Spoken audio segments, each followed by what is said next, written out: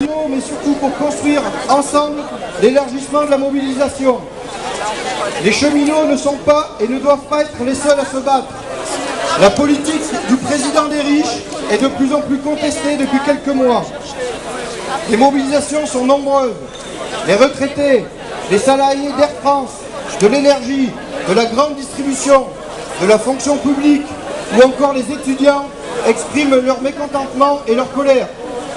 La convergence des luttes doit nous amener à construire la mobilisation afin de les obliger à céder. Nous devons, entreprise par entreprise, construire des cahiers de revendications afin que chaque salarié soit concerné et comprenne l'obligation de se battre contre le changement de la société que le gouvernement veut nous imposer.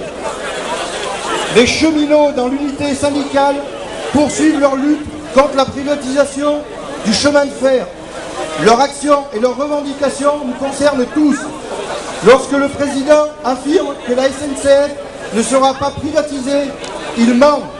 Plusieurs services publics ont déjà été privatisés avec les mêmes méthodes dans les années 90, avec les télécoms ou encore en 2004 concernant EDF GDF. Pour quel résultat? Une forte hausse du tarif faisant basculer 12 millions de personnes dans la précarité énergétique. Macron continue son rouleau compresseur de destruction et de contre-solidarité et destruction des droits des salariés.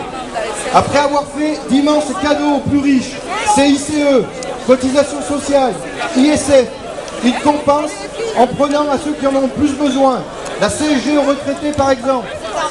Encore dimanche, Macron a franchi une nouvelle étape en expliquant que les salariés pourraient apporter une nouvelle contribution à la solidarité par une nouvelle journée de travail gratuite qui ne résoudra aucunement les problèmes ni des salariés ni des résidents des EHPAD.